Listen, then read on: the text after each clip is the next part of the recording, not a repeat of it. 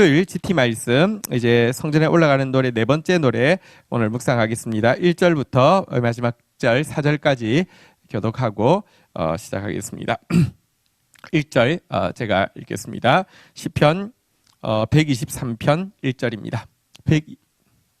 123편 1절. 하늘에 계시는 주여, 내가 눈을 들어 주를 향하나이다.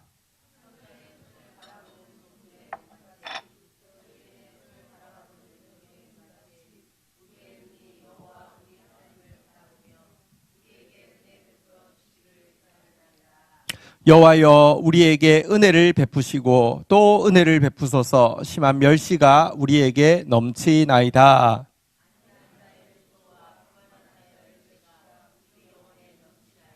아멘. 네, 우리 이 시편 묵상하기 전에 오늘 우리 금요일 본문 중에서 앞부분만 한번 좀 보도록 하겠습니다. 1절 우리 같이 한번 읽고 시작하겠습니다. 시편 122편 1절 한번 읽도록 하겠습니다.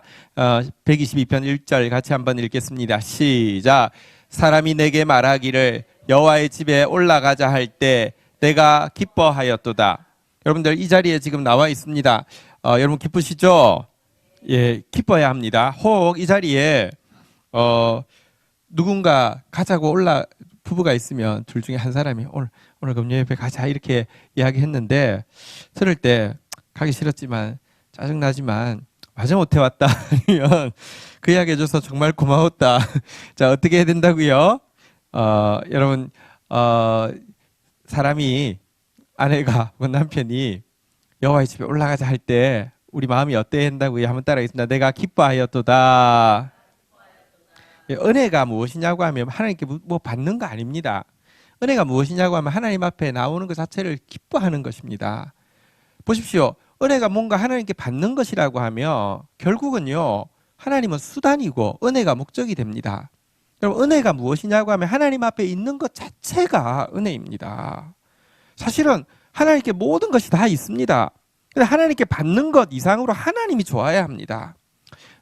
이 연초에 우리에게 여러분 연초부터 뭔가 응답이 임하고 뭔가 능력이 임하고 이게 아니라 연초부터 우리 마음 가운데 여호와의 집에 올라가는 것이 기쁨이 되는 그런 은혜와 축복이 있기를 주의 이름으로 축원드립니다. 자, 이제 올라와서 2절에 보니까요, 한번 같이 읽도록 하겠습니다. 2절, 3절 교독하겠습니다. 예루살렘아, 우리 발이 내 성문 안에 섰도다. 3절 읽겠습니다. 시작. 기뻐하면 어떻게 되느냐? 기뻐하면요, 금방 갑니다. 그렇지 않습니까? 여러분, 서울에서 부산 가는 제일 빠른 방법이 뭐라고요? 사랑하는 사람하고 좋아하는 사람하고 같이 가면 금방 갑니다. 근데요, 정말 부담스러운 사람, 싫은 사람하고 같이 가면요, 서울에서 부산 가면 죽습니다. 그렇지 않습니까? 지금 보십시오. 여호와의 집에 올라가자. 너무 고맙고 막 기뻤잖아요. 그죠? 그러니까 2절에 보는 바대로요, 어느새 발이 하나님 성문 안에 서 있게 되는 것입니다. 이게 우리 공동체가, 여러분, 우리 천국 가는 길 만만치 않고요. 그런데요, 우리가 하나님 앞에 서는 것을 기뻐하면요, 정말 어느새 우리가 천국에 서 있게 될 것이고 또 천국을 경험하게 될 것인데요. 자, 이렇게 해서 성문 안에 섰더니 이 그 예루살렘 성전이 어떻다고 3절에 이야기하냐고 하면요, 이렇게 이야기합니다. 한번 따라하겠습니다. 잘 짜여진 성읍. 여기 성전은 예수 그리스도를 상징하고요, 여기 성전은 또 예수 그리스도가 그 머리가 되시는 교회를 상징하고요, 여기 성전은 궁극적으로 이제 하나님 나라, 예수 그리스도께서 왕이 되시는 하나님 나라, 예수 그리스도의 백성들이 예수 그리스도와 함께 그 예수 그리스도의 통치 아래서 예수 그리스도와 함께 통치하는 하나님 나라를 상징하는데요. 여러분, 이 교회는, 천국은 사실은요, 여기 나오는 잘 짜여진 성읍과 같아야 합니다. 교회가 성숙하고 성장한다는 것은요, 여기 나온 잘 짜여진 성읍과 같이 건설되어지는 것입니다. 잘 짜여진 성읍이란, 여러분, 이 성전은 하나님의 통치 아래에 있기 때문에 1차적으로 보십시오. 나라가 잘 짜여지려고 하면요, 통치가 여러분 뭐 명령이 안 서고 기강이 안 서면 어떻게 나라가 서겠습니까? 잘 짜여지는 핵심에는 무엇이 있냐고 하면요. 하나님의 거룩한 통치가 통해야 되는 것입니다. 잘 짜여진 성읍의 핵심에는요. 그 결과 아름답고 훌륭한 질서가 있어야 합니다. 우리 교회가 지금 건설되어 가고 있습니다. 저는 한편으로는 정말 기적이라고 생각합니다. 교회를 할 생각이 하나도 없었던 사람을 굳이 아버지가 개척을 하게 하시고 하자마자 돌아가시게 하셔서 아무 생각 없는 사람을 교회를 맡게 하신 것도 기적이에요. 저 진짜 목회할 생각 0.1도 없었어요. 그러니까 진짜 하나님이 하려고 하면 합니다. 그런데 맡긴 맡았는데요. 교회가 뭔지 목회가 뭔지 진짜 하나도 몰랐어요. 그러니까 뭐 그냥 잘하면 되는 줄 알았고요. 열심히 하면 되는 줄 알았고요. 아니면 내가 성도들한테 잘해주면 되는 줄 알았고요. 이렇게 그냥 착하게 대하면 되는 줄 알았어요. 그러니까 아무것도 몰랐어요. 정말 근데요. 참 많은 시간에 참 혼란과 고통이 있었습니다. 그런데요. 지금 요즘 많이 느끼는 게 무엇이냐고 하면요. 하나님의 말씀의 통치가 선명히 서고 그 앞에서 질서가 갖추어져 갈 때 교회가요. 잘 짜여진 성읍처럼 건설되어져 가는 것을 보고 건설되어져 가면 갈수록 그 모습이 예수를 닮아간다는 것도 보게 되고 천국이 이런 모습들이 완성이 되어지면 얼마나 아름다울까 이런 생각도 가지게 됩니다. 새 우리 교회 공동체에 주신 표가요. 하나님의 영광과 찬송이 되리라 인데요. 여러분 교회가 잘 짜여진 성읍과 같이 건설되어져 갈 때 교회는요. 하나님의 영광과 찬송이 될 것이고요. 세상은요. 교회를 통하여서 하나님의 영광과 찬송을 보게 될 것입니다.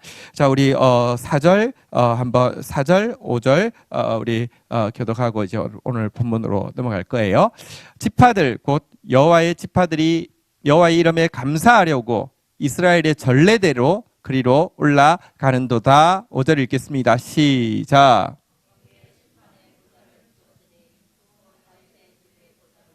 자, 성전에 올라오는 사람이 왜 기쁘냐? 여러분 성전에 올라오는 게 왜 기뻐야 합니까? 사실은 예배 드림에도 분명히 우리가 목표를 가지고 있어야 합니다. 여기 보면 두 가지 목표가 이 시인이 이 화자가 가상의 화자이지만 다윗이 내세운 가상의 화자이지만 여호와의 집에 올라가자는 말 들을 때 기뻐하면서 한달음에 올라온 시인이 화자가 예배하러 온 이유를 두 가지로 이야기하고 있는데요. 한번 따라하겠습니다. 여호와의 이름에 감사하려고 전례대로 올라가는도다. 지금 성전에 가자고 할 때 기뻤던 이유는 무엇이냐고 하면 여호와의 이름에 감사를 하고 싶어서 여호와의 이름에 감사하고 싶어서입니다. 여호와한테 뭘 받고 싶어서가 아닙니다. 여호와한테 청구서 내려고 함이 아닙니다. 이번에 이거 한번 따져보려고 함이 아닙니다. 그가 막 성전으로 막 뛰어가고 싶었던 이유는 감사하고 싶어서입니다. 기억하십시오. 하나님 앞에 나오는데 감사보다 간구가 많으면 뭔가 심각하게 잘못된 것입니다. 그 사람은요 하나님 앞에 빚 받으러 온 사람이잖아요. 꼭 내가 채권자로 하나님 앞에 나오는 사람이 있다니까요. 제발 진짜 착각입니다. 우리의 모든 간구에 넘치는 감사를 하나님은 우리 감사의 제목을 주셨습니다. 하나님 앞에 감사하러 나오는 자 되기를 주의 이름으로 축원드립니다. 우리의 모든 회개보다도 감사가 더 커야 합니다.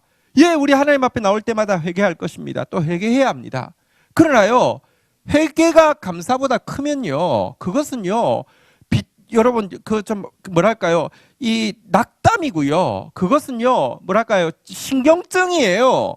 여러분들, 하나님 앞에 회개하는데, 회개가, 여러분, 감사를 미치지 못하는 회개란 자학이고요.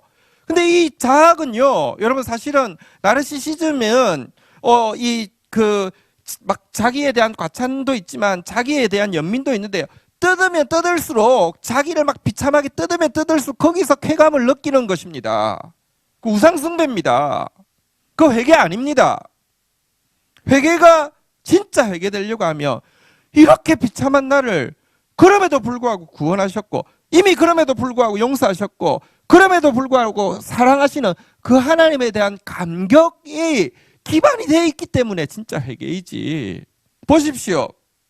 탕자가 회개를 하는데 만약에 그 아버지의 사랑에 대한 확신이 없다고 하면 야 우리 집에는 양식이 풍족한 품꾼들 배가 터지도록 먹는 품꾼들도 있는데 나는 여기서 돼지 먹는 쥐염 열매도 못 먹고 죽게 되었으니 내가 살 가치가 어디 있어? 확 죽어버리자 이렇게 되겠죠. 근데요 그에게 품꾼마저도 풍성하게 대하시는 아버지의 사랑, 그 사랑에 대한 확신이 있기 때문에 더 일어나서 아버지께로 가자 이렇게 되는 거잖아요. 그죠? 여러분들 하나님 앞에 나오는 자는 예배의 핵심에는 감사가 있습니다. 그리고 믿음이 성숙할수록 감사가 넘치게 됩니다. 여러분의 감사의 정도와 여러분의 믿음의 정도는 정비례합니다. 꼭 기억하십시오. 이게요 내가 믿음이 자라지 않으면요 계속 서운해요. 계속 불평거리가 있어요. 감사는 형식이고요. 뒤에 핵심에는요 감사가 없어요. 근데 믿음이 자라면요 여러분 믿음이라는 게 사실은 하나님을 보는 거잖아요. 하나님을 신뢰하는 거잖아요. 하나님이 신뢰가 되고 나면요 모든 게 다 감사입니다. 심지어 내 눈에 이해 안 되는 일까지도 그 이해 안 되는 나보다 지금 그 상황이 이해 안 되는 내 머리보다 이 이해 안 되는 상황을 주관하고 계시는 하나님을 신뢰하게 되면요 그 상황마저도 감사할 수 있다니까요. 그래서 감사는 신앙의 척도입니다.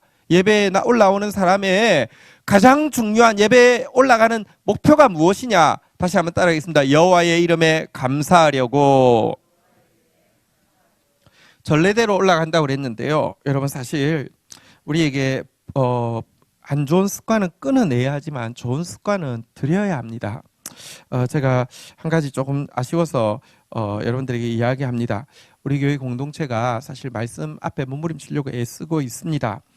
사실 또 말씀 앞에 그 사실은 몸부림칠 수 있는 또 공동체인 것이 또 우리 교회에 주어진 참 큰 축복이기도 합니다. 근데요 아직 하나님 앞에 올라오는 것이 전례가 된 습관은 많이 부족합니다. 기성교회들에 가보시면 말씀이 거의 사라진 경우가 참 많습니다. 안타깝게도 현실이 그렇습니다. 그런데요 이제 오래된 신자들은 그냥 습관이 돼 있어가지고요 이래도 저래도 나옵니다. 근데 우리는 아직 막 젊은 교회고 어린 교회고 하다 보니까 이런 습관이 부족하다 보니까 연초가 되었는데 새벽 예배 때 보면 진짜 우리 사역자들 빼고는 2명, 3명, 4명, 한 3명, 4명 막 있습니다. 물론 유튜브로 이렇게 하시는 분들이 있고 또 그래서 사실은 이제 연초니까 보면 조회 숫자가 적지는 않습니다. 근데 저는 여러분들 어쨌든 이 전례가 우리 몸에 점점 더 배어서요 하나님 앞에 올라가는 것이 거룩한 습관이 되기를 주의 이름으로 축복합니다. 5절에 보시면 또 한 가지 하나님 앞에 나오는 목표가 나옵니다. 같이 한번 읽도록 하겠습니다. 읽겠습니다. 시작. 거기에 심판의 보좌를 두셨으니 곧 다윗의 집의 보좌로다.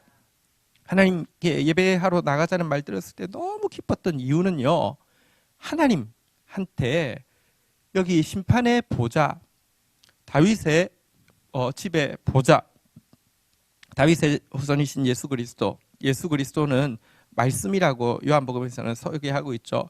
말씀의 이 보좌는 통치를 이야기하잖아요. 말씀의 통치를 받기 위해서, 말씀의 판단을 받기 위해서, 말씀의 재판을 받기 위해서, 말씀의 심판을 받기 위해서 지금 그가 나아가고 있는 것입니다. 교회 왜 오는 줄 아십니까? 자기 증명을 위해서 오는 게 아닙니다. 내가 맞잖아요. 이게 여러분들 설교 듣는 주제가 되어서는 큰일 납니다. 큰일 납니다. 큰일 납니다. 욥의 말이 맞습니까? 틀립니까? 욥의 말이 친구들의 말에 비해서 훨씬 정당합니다. 그런데 욥의 말이 맞았습니까? 안 맞았습니다. 하나님 앞에 틀렸습니다. 무지한 말로 이치를 가리고 있었습니다. 알지도 못하던 말을 떠들고 있었습니다. 하나님 앞에는요, 욥이 하나님 앞에 제일 처음에 나왔을 때는 친구들 다 자기 위로한답시고 와가지고 판단하고 정죄할 때 너무 속상하니까 하나님 앞에 나와가지고 하나님이 진짜 하나님이면 나 좀 편들어 달라고, 하나님이 진짜 하나님이면 나한테 미안하다고 이야기해야 된다고, 어떻게 공의를 행하는 분이 이럴 수 있느냐고 이렇게 나왔지만, 나중에는요, 하나님이 자기 편들어 주는 분이 아니라 하나님이 진짜 자기가 보세요, 작은 틀에서 틀린 거 아니에요. 그러나 훨씬 더 큰 틀에서 보면, 여러분 작은 것만 붙잡고 이것만 맞다고 이야기하면 그게 틀리지 않아도 큰 틀에서 틀릴 수 있잖아요. 그는 하나님 앞에 결국은요, 하나님 자기 편대해 달라고 이야기하다가 편 안 돼서 서운하다고 이야기하다가 나중에는 하나님의 재판이 옳다고, 내가 쏟아낸 모든 말들을 거두어 드리고 티끌과 재 가운데 앉아서 회개합니다. 이게 욥의 마지막 말이잖아요. 그죠? 하나님 앞에 나오는 자는 심판받으러 나오는 것입니다. 판단받으러 나오는 것입니다. 자기 증명을 위해서 나오는 것이 아니라 자기 부인을 위해서 말씀 앞에 서야 합니다. 여러분, 하나님의 말씀이 얼마나 정확하게 우리의 심령과 폐부를 쪼개면서 우리 안에, 남들은 죄라고 이야기하지 않고 남들은 문제라고 이야기하지 않지만 우리 속에 있는 그 죄와 문제들을 드러내서 우리를 정말 정결하게 수술하려고 하는데, 솔직히 말하면 좌우의 날선 어떤 것보다도 예리한 하나님의 말씀 앞에서 판단받으러 나오는 사람이 아무도 없습니다. 그러니 성전에서 선포되는 말씀도 아니고요, 장난감 칼같이 그냥 네가 맞다, 네 잘한다, 아 고맙다, 아이고 힘들지요, 위로받으세요, 잘 될 겁니다, 이거밖에 없습니다. 아니요, 그거는요 세상도 줘요. 그거 왜 굳이 그거 받으려고 여기 나와가지고 쉬는 날에 다 졸면서 그거 받고 나면 그래도 좀 뭔가 이렇게 그 왜 그러십니까? 크신 하나님, 나하고 비교할 수 없는 하나님 앞에 나올 때는요, 판단 받으러 나오는 거예요. 말씀의 판단 받으러 나오는 거예요. 수술 받으러 나오는 거예요. 고침 받으러 나오는 거예요. 이게 여러분 이게 좋아야 합니다. 우리 청년들, 우리 고3 시험 친 청소년들 방학을 그렇게 기다립니다. 왜 기다리는 줄 아세요? 성형수술 받으려고. 드디어 때는 왔다. 이제 한번 고치자. 내 인생 한번 펴보자. 근데요, 솔직히 그거 한다고 별로 안 고쳐져요. 근데 하나님 말씀의 수술 받으면, 성형수술 받으면 진짜 고쳐져요. 근데 아무도 안 나와요. 성형수술 부작용 많습니다. 여러분, 돈도 많이 듭니다. 말씀의 수술은요, 공짜입니다. 그리고요, 부작용 진짜 전혀 없습니다. 근데 정말 안 나와요. 키를 쓰고 안 나와요. 말씀의 판단을 받기 위해서 매일 나오다가 매일 말씀의 수술 받고요, 매일 날마다 새로워지는 올 한 해가 되면, 다시 한번 따라하겠습니다. 하나님의, 옆 사람에게 격려하겠습니다. 하나님의 영광과 찬송이 될 것입니다. 할렐루야. 오늘 본문으로 한번 좀 가보도록 하겠습니다. 1절 같이 읽겠습니다. 시편 123편 1절입니다. 같이 한번 읽도록 하겠습니다. 시작. 하늘에 계시는 주여, 내가 눈을 들어 주를 향하나이다. 자, 예배란 눈을 들어 주께 향하는 것이 예배의 출발점입니다. 한번 다시 고백하겠습니다. 하늘에 계시는 주여. 여러분, 이 하나님에 대한 이 고백, 하늘에 계신다는 고백은요, 하나님은 하늘에 계신다는 말은 하나님은 전능자라는 뜻이고요, 하나님은 하늘에 계신다는 것은요, 하나님은 주권자라는 뜻입니다. 하늘은 보좌하고 또 같은 뜻으로 계속 쓰이고 있거든요. 성경에서 보좌에 계신다, 이건 주권자이고요, 하늘에 계신다, 전능자라는 뜻이고요. 또 한 가지 우리에게는 놀라운 뜻이 있는데, 하늘에 계신다는 표현은 하늘에 계신 우리 아버지여, 예수님이 우리에게 기도를 알려주셨죠. 하늘에 계신다는 표현은 우리 언어하고는 참 다릅니다. 우리에게 하늘에 계신다는 것은 멀리 있다는 뜻이고 모호하다는 뜻이지만 유대인들 셈족 언어에서는요, 하늘에 있다는 것은 가까이 있다고는 뜻이고요, 가장 잘 안다는 뜻입니다. 어쨌든 전능자고 주권자신데 가장 가까이 있고 우리를 가장 잘 아시는 주님께 예배가 무엇이라고요? 한번 따라하겠습니다. 내가 눈을 들어 주께 향하나이다. 우리 지금도 전능자십니다. 주권자십니다. 가장 가까이 계시고 우리를 가장 잘 아십니다. 우리 하나님 앞에서 고백하겠습니다. 내가 눈을 들어 주께 향하나이다. 혹시 이 자리에 있어도 눈을 들어 주를 향하고 있지 않으면 예배가 아닙니다. 이 자리에 있어도 하나님의 전능하심과 하나님의 주권과 하나님의 가까이 계시고 우리보다 우리를 더 잘 아심을 인정하지 않으면 예배가 아닌데요. 지금 이 시인이 내가 눈을 들어 주께 향하나이다 이렇게 지금 고백을 하고 있는데요. 자, 그런데 솔직히 우리가 세상에 살면서 눈을 들기가, 주를 향해 눈을 들기가 쉽지 않습니다. 사단은요, 어떻게든지 눈 못 들게 합니다. 눈 못 들게 하는 대표적인 방법은 예를 들면 바쁜 거, 바빠서 바빠서 하늘 한번 쳐다볼 시간이 없어서 이런 말 하는데요. 하늘은 안 쳐다봐도 되는데요. 하나님은 진짜 안 쳐다보면 죽는데요. 하나님 못 쳐다보게, 예를 들면 바쁨이라는 것 가지고도 하나님 못 쳐다보게 하고요. 재미라는 것 때문에 요즘 스마트폰 재밌잖아요, 그죠? 이거 하루 종일 애들이 이러고 있는데요. 어른도 또 마찬가지고요. 어쨌든 우리 재미 때문에 하나님 또 못 쳐다보게 만들고요. 혹은 또 낙심 때문에 하나님 못 쳐다보게 만들고, 나 우울증 요즘 너무 많잖아요. 우울증에 빠지고 나면 하나님 못 쳐다봐요. 아니 사실은 우울한 게 하나님 쳐다보게 하는, 여러분 사실은 초종장일 수 있어요. 근데 우울해서 하나님 또 못 쳐다보기도 하고요. 온갖 이유로 하나님 못 쳐다봐요. 여러분 하나님 눈을 들어서 하나님을 쳐다볼 수 있어야 하는데요. 기억하십시오. 결국 이러나 저러나 우리는 모두 눈을 들어 하나님을 쳐다볼 것입니다. 그런데요, 지금 눈을 들어 하나님을 쳐다보는 것이 너무 중요합니다. 거지 나사로 비유해 보면요, 누가복음 16장 23절에 보면 부자도요 하나님을 향하여서 눈을 들고 있죠. 여러분 눈을 들었다고 여기 지금 표현이 나와 있지 않습니까? 그때는 소용없습니다. 지금 여러분들 어떤 바쁨도, 어떤 재미도, 어떤 우울과 낙담도 우리의 눈을 들지 못하게 하는 사단의 이 공격에 여러분들 매이지 않고 눈을 들기를 주의 이름으로 축원드립니다. 눈을 들어야 합니다. 눈 땅 쳐다보고 살지 마시고요. 자기 쳐다보고 살지 마시고요. 상황 쳐다보고 살지 마시고요. 사람 쳐다보고 살지 마시고요. 우리 눈은요, 하나님 바라보라고 하나님 주신 것입니다. 눈을 들어서 하나님 바라봐야 합니다. 하나님 바라보는 게 왜 어려운지 좀 말씀드릴게요. 우리 123편 1절 좀 가시면요, 사실 이때 이스라엘 백성들이 이 시의 배경은 고레스가 칙령을 내려서 성전 지으라고 이스라엘 백성들을 이 가나안 땅에 이제 이스라엘 땅에 돌려 보냈을 때로 보고 있습니다. 막 기뻐서 한 달에 치를 수 있을 것 같았는데요.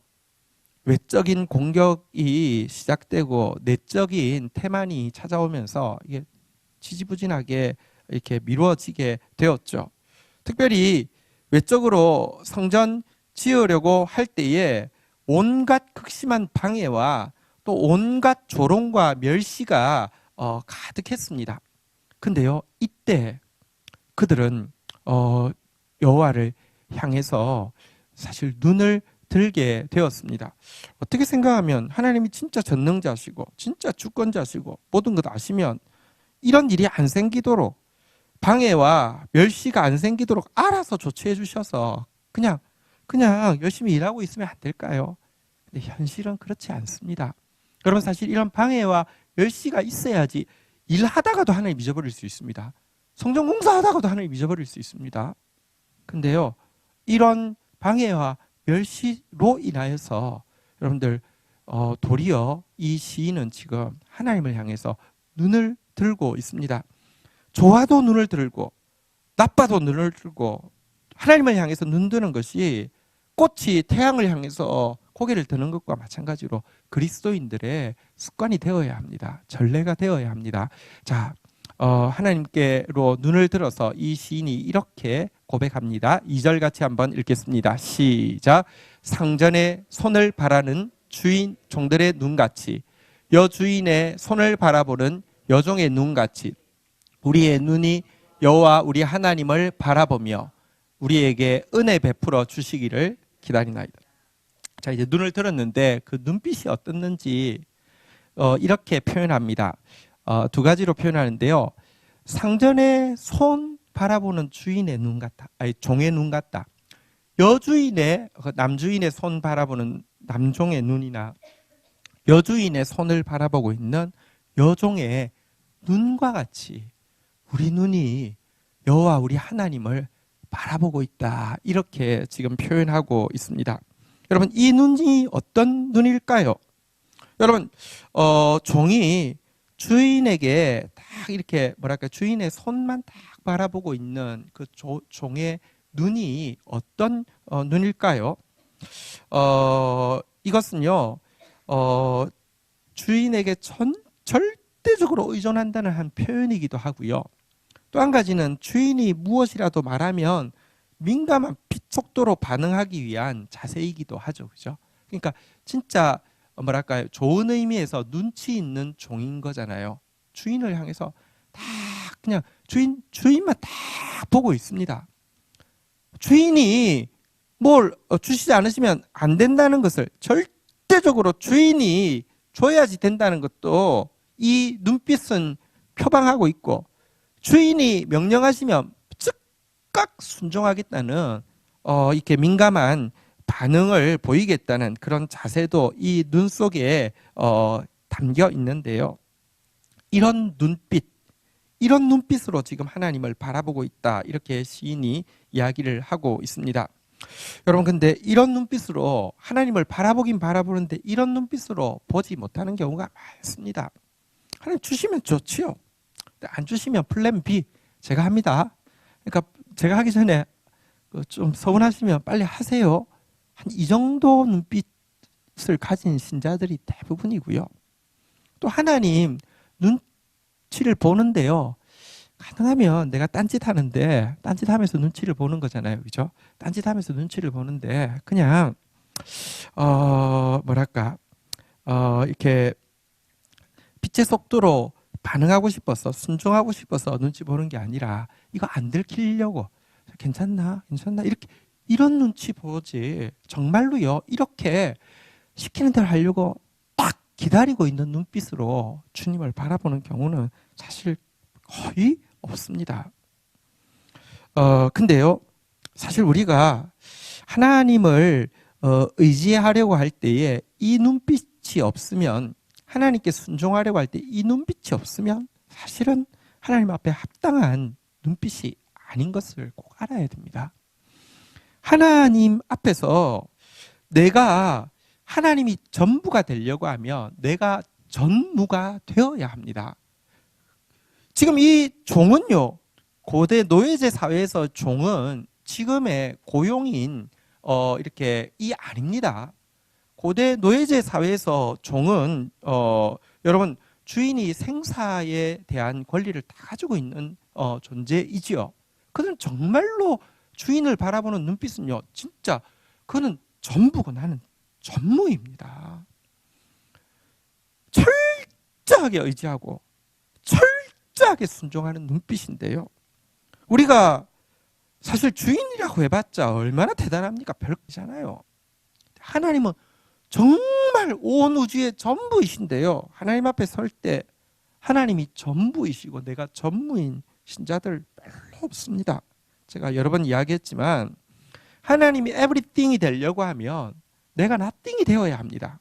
대부분의 사람들이 하나님과의 관계가 뭐냐고 하면 하나님은 나한테 something입니다. 하나님 존재도 하고요. 그냥 좋은 분이고요. 도와도 주세요. 그런데 그 하나님 앞에 나는 뭐냐? 나도 썸띵입니다. 나도 괜찮아요. 나도 플랜 B가 있어요. 나도 하나님 안 믿었으면 나름 내가 잘 했을 거예요. 이런 식으로 하나님 바라봅니다. 사실요, 왜 제가 아까 하나님이 전능자시라면, 주권자시라고 하면 그냥 우리가 하나님 안 바라봐도 되게, 아니 어쨌든 성전 공사하고 있잖아요. 이 막 진짜 학처럼 고개를 빼서 하나님 안 바라봐도 되게 좀 편하게 그냥 알아서 이런 일이 안 생기도록, 대적들의 멸시와 방해가 안 생기도록 도와주면 안 되겠습니까? 왜 하나님께서 전능하시다며요? 주권자라면서요. 왜 이런 일을 허용하실까요? 이유가 있습니다.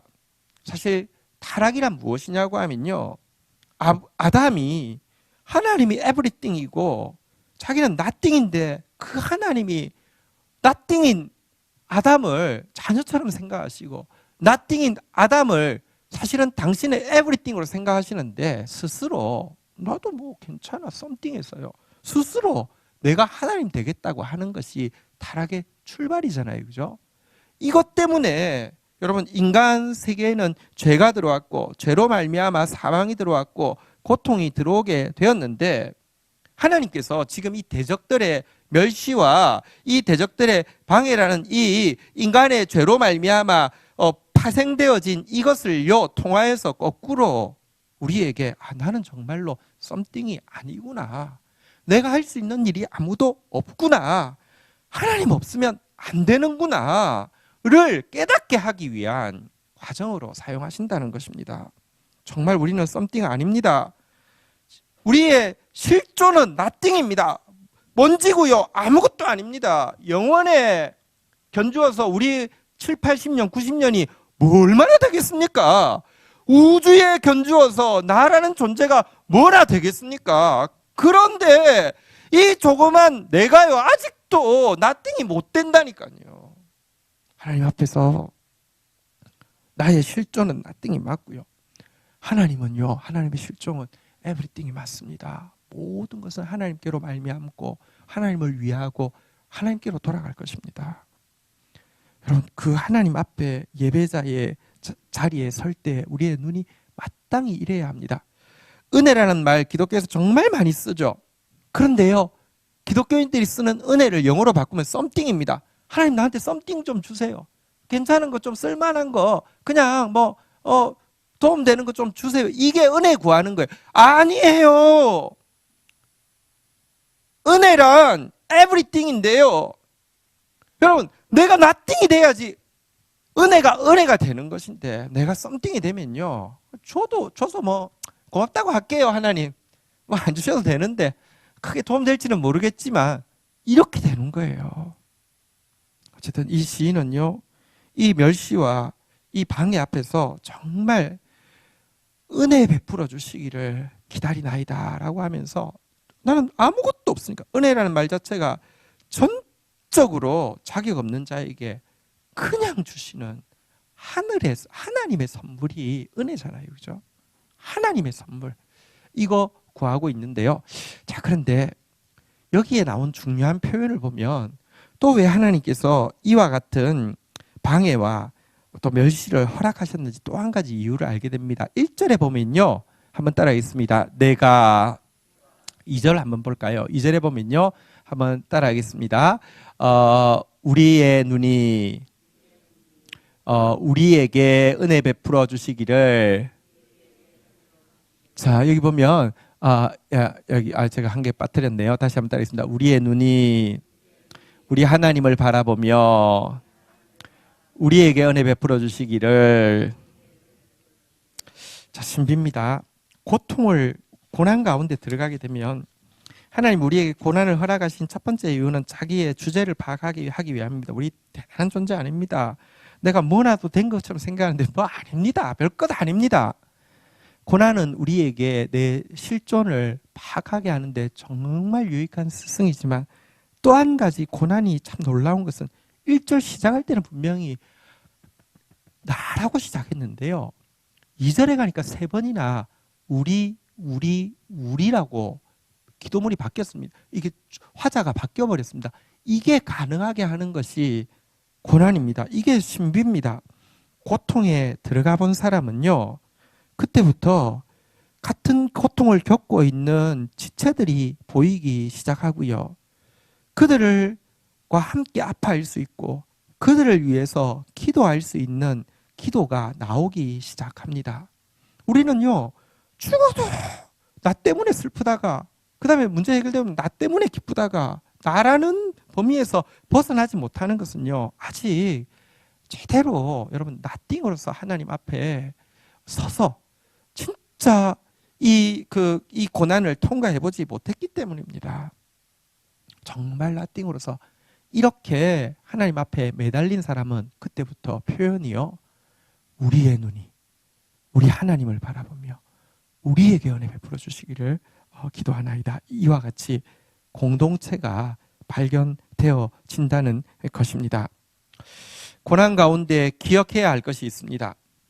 인류는요, 안락과 즐거움의 공동체가 아니라 인류는 시련과 고통의 공동체라는 말인 것입니다. 우리가 사실 잠시 안락하게 살고 있을 때, 우리가 잠시 즐거울 때는요, 전혀 그것을 눈치채지 못했습니다. 다 그런 줄 알았습니다. 그런데요, 한꺼풀만 벗겨내서 우리가 워낙에 있어야 될 자리, 고통과 고난 가운데, 다시 이야기합니다. 이것은 하나님이 우리를 일부러 괴롭히는 것이 아닙니다. 고통은요, 죄의 싹스로 말미암아 우리에게 주어진 것인데, 그것을 하나님이 우리의 유익을 위해서 적절하게 홀드하셔서 허락하시는 것이지, 하나님이 일부러, 우리는 아무 문제 없는데 하나님께서 고통스럽게 하는 게 절대 아닙니다.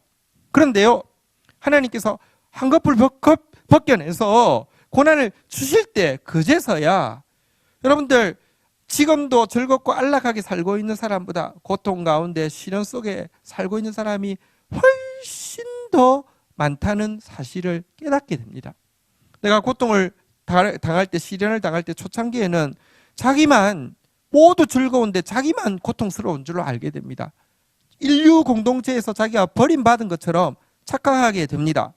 근데 여러분, 고통 속으로 한 걸음 들어가서 다시 보면요, 자기가 인류 공동체로부터 버림받은 것이 아니라 이 공동체에, 신음하고 있고 아파하고 있는 공동체에 온전한 회원으로 가입했다는 사실을 알게 됩니다. 처음에는 천혜의 고아가 된 것처럼 느껴지지만 나중에는요, 정말 공동체 가운데 한가운데 서서 우리라는 고백이 진실로 나오게 만드는 것이 또 이 고난이기도 합니다. 어쨌든 이 시인은 고통 가운데서 눈을 들게 되었고, 고통 가운데서 또 눈을 둘러보면서 우리 지체들을 바라볼 수 있는 눈을 가지게 되었습니다. 자, 3절 그 하나님 앞에 이렇게 이제 간구하고 있습니다. 같이 읽겠습니다. 시작. 여호와여, 우리에게 은혜를 베푸시고 또 은혜를 베푸소서. 심한 멸시가 우리에게 넘치나이다. 한번 따라하겠습니다. 우리에게 은혜를 베푸시고 또 은혜를 베푸소서. 여러분, 여기 보십시오.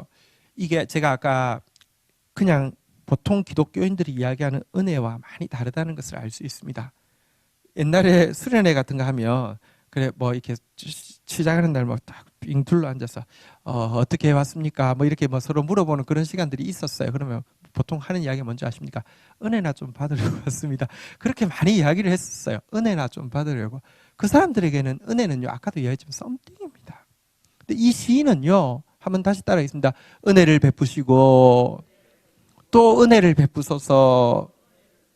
베푸른 사람이 있는데 뭐 또 약속이 더블 부킹이 돼가지고 또 밥 먹어야 돼요. 그래서 먹어주는 척 하는 이게 아니라 이 시인은 거짓입니다. 하나님의 은혜 아니면 안 됩니다. 은혜를 베푸시고 또 은혜를 베푸소서. 정말 거짓처럼.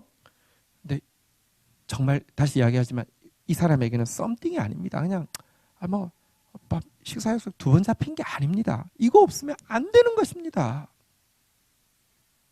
이렇게 절대적으로 은혜를 베풀어 달라고 이야기하고 있고요. 그 이유가 무엇이냐? 제가 위에서 계속 설명드렸지만 한번 따라하겠습니다. 심한 멸시가 우리에게 넘치나이다.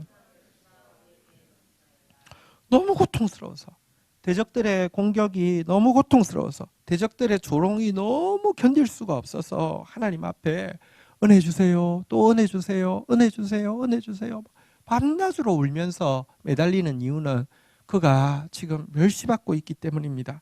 고통당하고 있습니다. 4절에 보면 누가 멸시하는지 나와 있죠. 같이 한번 읽도록 하겠습니다. 시작. 안일한 자의 조소와 교만한 자의 멸시가 우리 영혼에 넘치나이다.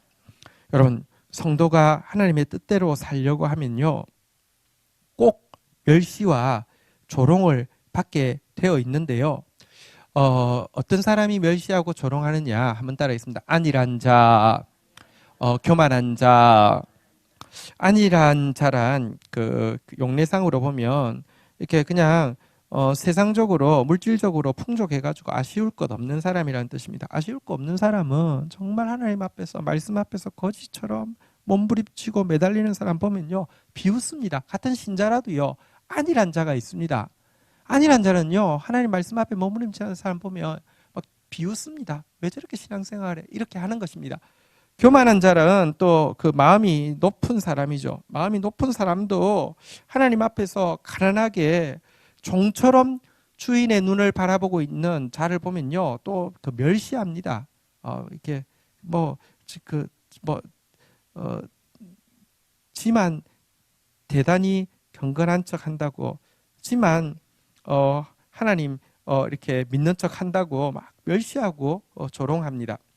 사실 이와 같은 멸시와 조롱은 그로 하여금 진짜 딱 두 가지 길 정반대의 결과도 넣을 수 있잖아요. 그죠? 그러니까 나도 그냥 대충 신앙생활 해야지, 나도 그냥 적당하게 신앙생활 해야지, 이렇게도 할 수 있고요. 그러니까 세상하고 타협할 수도 있고요. 아니면 그럼에도 불구하고 하나님 앞에 다시 한번 따라하겠습니다. 우리에게 은혜를 베푸시고 또 은혜를 베푸소서. 더 하나님께 매달릴 수도 있습니다. 그런데 정말 많은 사람들이 이런 조롱과 멸시 가운데서 그냥 조롱과 멸시 당할 일도 없고요. 왜냐하면 세상하고 똑같이 사니까 세상으로부터 조롱과 멸시 당할 일 없습니다. 혹 조금 다르게 살다가 조롱과 멸시가 들어오면 그래, 내가 미쳤지, 내가 왜 그랬을까 하고 다 돌아갑니다. 그런데 조롱과 멸시에도 불구하고 더 하나님 앞에 매달리는 자는 참 드뭅니다. 하나님이 근데 제가 이제 마지막으로 세 번째, 하나님께서 왜 전능자가, 주권자가 이런 조롱과 멸시 가운데 자기 백성들이 놓이도록 허락해 주시는지 세 번째 이유가 있습니다. 그 이유가 무엇이냐고 하면요, 분리시키기 위함입니다. 조롱하는 자, 멸시하는 자, 안일한 자, 교만한 자와 그럼에도 불구하고 하나님 의지하고 하나님 은혜 구하는 자를 분리시키기 위함입니다. 분리해야지 심판합니다. 여러분, 분리해야지 곡식은 창고에 드릴 것이고 쭉정이는 불에 태우거나 버리거나 할 것 아닙니까? 하나님의 심판도 마찬가지입니다. 분리되어야지 심판할 자를 심판하시고 보상할 자를 보상하십니다. 그래서 우리의 죄로 말미암은 고통을 하나님은요, 허락하시는 거예요. 허락하셔서 첫 번째, 우리로 하여금은 하나님이 전부고 내가 전부구나를 알게 하시고, 두 번째, 눈을 주위를 돌아보면서 함께 고통받고 있는 인류에 대해서 연민하고 함께 품을 수 있게 하시고, 세 번째는 하나님 눈에 보실 때 누구를 위로하고 보상해야 될지, 누구를 심판하고 진멸해야 될지 하나님 분명히 알게 하신다는 것입니다. 생각해 보십시오. 우리 자녀가 있는데 여러분, 자녀가 어려운 일을 당하면 보통 부모가 자녀한테 조금 이제 무관심할 수도 있잖아요, 그렇죠? 근데 뭐 이렇게 자녀가 학교에서 동네에서 어떤 애한테 이렇게 뭐 같은 반 애한테 막 이렇게 놀림을 당하거나 막 고통을 막 당하는 일을 봤다고 치십시다. 부모가 여러분 그러면 그 자녀한테 워낙 가방 사줄 생각이 없었는데요, 그런 모습 보면 새가방 별로 좀 남루하게 다닌다고 해가지고 막 이렇게 놀림받고 막 이러는 모습 보면요, 부모가 새가방 사주고 싶겠어요? 안 사주고 싶겠어요? 사주고 싶잖아요, 그죠? 사실요, 하나님의 자녀가 세상에서 조롱과 멸시를, 그것도 사실 내가 잘못해서 조롱과 멸시받는다고 하면 그게 무슨 유익이겠습니까? 부족하지만 하나님 말씀 붙잡고 살려고 몸부림치다가 조롱받고 멸시받는 모습은요, 하나님 마음 움직여서 상 주실 수밖에 없게 만들고요. 여러분, 그때 상 줬다고 해서, 그때 가방 사줬다고 해서 주위에 있는 사람들이 가소비하네, 자녀 질을 버리네, 이렇게 이야기할 사람 어디 있겠습니까? 마찬가지입니다. 하나님께서 우리에게 보상하셔도요, 갚아주셔도요, 천사들도 온 우주도 합당하다고 이야기하게 하는 것이 의인이 박해받는 모습입니다. 의인이 박해받는 것에는요, 반드시 하나님의 위로가 있습니다. 넘치도록 있습니다. 그래서 낙담할 필요가 없습니다. 조소와 멸시 때문에 하나님 바라보게 되고, 조소와 멸시 때문에 지체를 바라보게 되고, 조소와 멸시 때문에 위로를 받게 될 것이기 때문에 그렇습니다. 우리 연초에 성전에 올라가는 노래 지금 이제 묵상하고 있는데요. 우리에게 어떤 일이 있든지 상관없이 우리 눈을 들어서 하나님 바라보고, 또 우리의 그 눈을 돌려서 지체를 바라보고, 우리 함께 또 갚아주실 하나님, 보응하실 하나님 의지하고 나아가는 저와 여러분 되시기를 주의 이름으로 축원드립니다.